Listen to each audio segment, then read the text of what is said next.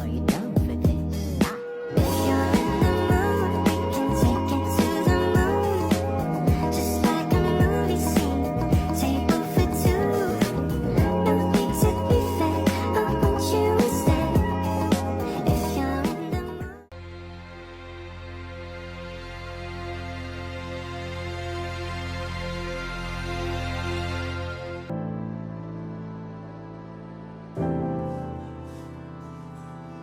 Yayasan Batik Indonesia didirikan pada tahun 1994 oleh para visioner Ibu Yultin Ginanjar Kartasasmita, Bapak Firdaus Ali, dan Bapak Dipo Alam dengan tujuan untuk melindungi, memperdaya, dan revitalisasi batik Indonesia. Melalui serangkaian program yang mencakup seluruh wilayah di Indonesia, Yayasan Batik Indonesia secara aktif mendukung dan mengembangkan kerajinan batik. Upaya kami memberikan manfaat bagi para pengrajin batik kecil dan tradisional serta pemilik bisnis. Melestarikan tradisi batik yang berharga adalah inti dari misi Yayasan Batik Indonesia. Kami membekali masyarakat dengan cara-cara yang diperlukan untuk memastikan bahwa adat istiadat yang indah ini diwariskan dari generasi ke generasi, memastikan kelangsungan hidup mereka di tahun-tahun mendatang. Yayasan Batik Indonesia sangat berkomitmen untuk melestarikan, melindungi, mengembangkan, dan mempromosikan batik sebagai warisan budaya bangsa Indonesia yang bermanfaat, yang juga mencakup aspirasi sosial, budaya, dan ekonomi. Berkat dedikasi dan kerja keras Yayasan Batik Indonesia untuk memajukan batik, Yayasan Batik Indonesia dapat menjadi anggota ICH NGO UNESCO dalam mengembangkannya kebudayaan pada 7 Juli 2022 dengan nomor keanggotaan 90487. Hadirin yang kami hormati, selanjutnya marilah kita simak bersama sambutan Presiden Republik Indonesia Bapak Joko Widodo yang akan dilanjutkan dengan prosesi mencomplong sebagai tanda peresmian pembukaan Gelar Batik Nusantara 2023.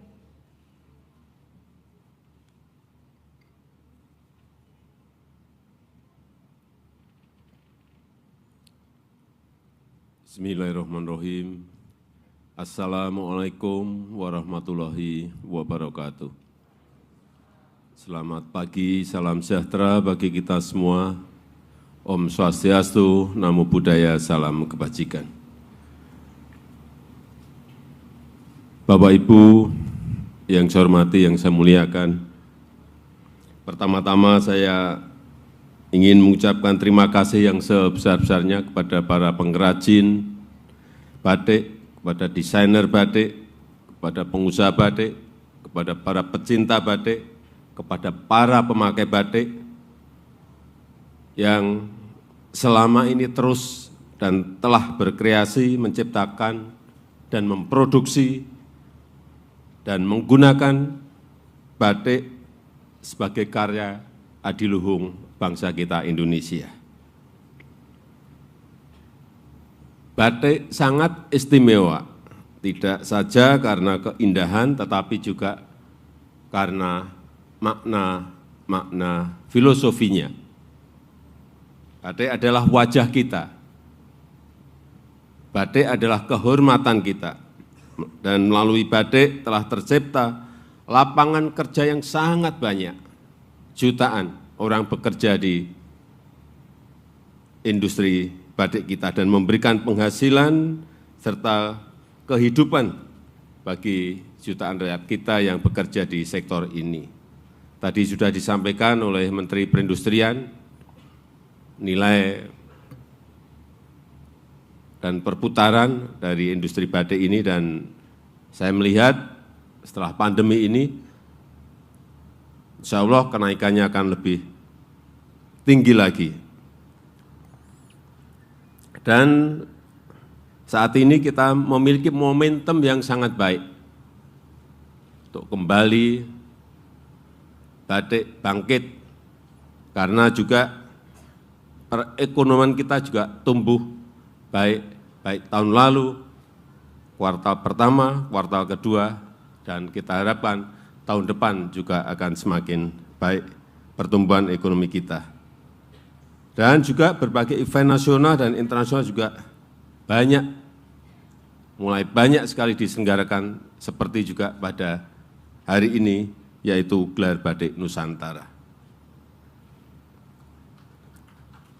Pengrajin dan pengusaha batik punya kesempatan yang sangat baik untuk kembali bangkit lagi, berkarya, berinovasi, dan saya mengajak kepada para pengrajin, desainer, pengusaha, pecinta batik, dan seluruh masyarakat Indonesia untuk memanfaatkan momentum kebangkitan ekonomi kita ini sebaik-baiknya untuk terus mengembangkan batik yang kita miliki dengan mengeksplorasi desain, motif, dan warna yang selalu ada yang baru setiap tahunnya agar batik semakin beragam dan menarik. Saya rasa itu yang ingin saya sampaikan dalam kesempatan yang baik ini, dan dengan mengucap Bismillahirrahmanirrahim, Gelar Batik Nusantara pada pagi hari ini saya nyatakan dibuka. Terima kasih. Wassalamualaikum warahmatullahi wabarakatuh. Pidato Presiden Joko Widodo pada gelaran Batik Nusantara mengandung unsur bahasa yang khas dan memiliki ciri tertentu. Berikut analisis dari segi bahasa dalam pidato tersebut. Yang pertama, ada pilihan kata atau diksi. Yang kedua, dari gaya bahasa. Yang ketiga, struktur kalimat. Yang keempat, nuansa budaya. Dan yang kelima, tujuan dan pesan utama. Yang pertama akan kita bahas dari pilihan kata atau diksi. Ada kontekstual. Pak Joko Widodo atau yang biasa masyarakat memanggilnya Pak Jokowi cenderung menggunakan kata-kata yang mudah dipahami oleh masyarakat luas. Meskipun pidato tersebut disampaikan dalam acara formal.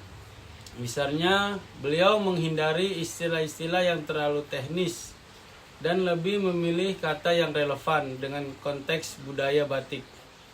Secara promosi dan kebanggaan nasional, dalam pidatonya Pak Jokowi menggunakan kata-kata yang mempromosikan rasa cinta terhadap produk lokal seperti warisan budaya, kebanggaan bangsa, identitas nasional, dan keindahan tradisi. Yang kedua akan kita bahas dari gaya bahasa. Secara retorik persuasif. Pidato Pak Jokowi mengandung gaya bahasa persuasif untuk mengajak masyarakat mencintai batik dan menggunakan produk dalam negeri. Frasa seperti kita harus bangga memakai batik atau batik adalah warisan leluhur yang harus kita lestarikan. Berikutnya secara personalisasi. Pak Jokowi berbicara dengan menyebut pengalaman pribadinya atau pengalaman langsung. Misalnya tentang bagaimana batik diterima secara internasional, atau pengalamannya memakai batik di forum global. Yang ketiga, dari struktur kalimat, yang pertama secara sederhana dan efektif. Kalimat dalam pidatonya pendek dan langsung ke inti pesan. Memudahkan audiens dari berbagai latar belakang untuk memahami isi pidato. Yang selanjutnya, penggunaan repetisi. Ia mengulang poin penting untuk menekankan pesan seperti pelestarian budaya, peningkatan ekonomi kreatif, atau ajakan konkret untuk mendukung industri batik. Yang keempat, ada nuansa budaya. Secara ungkapan lokal, dalam pidatonya Pak Jokowi kerap menyisipkan ungkapan lokal atau istilah tradisional untuk menekankan akar budaya. Contohnya, batik adalah cerminan filosofi kehidupan yang kaya makna. Selanjutnya ada penghormatan pada tradisi. Ia menonjolkan pentingnya menghormati pembatik dan pelaku industri kreatif. Yang terakhir, tujuan dan pesan utama.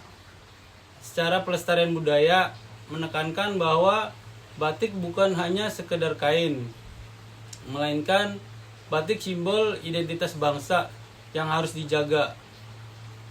Selanjutnya ada dukungan ekonomi, menghubungkan pelestarian batik dengan pengembangan ekonomi kreatif dan peningkatan daya saing produk lokal di pasar internasional. Yang terakhir ada ajakan konkret.